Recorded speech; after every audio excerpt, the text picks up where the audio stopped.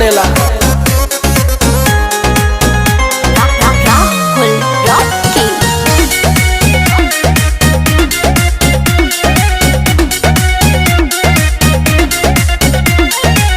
चैती बयरिया मचौले बतबाही, लस लस देह करे आवेला जम्हाई।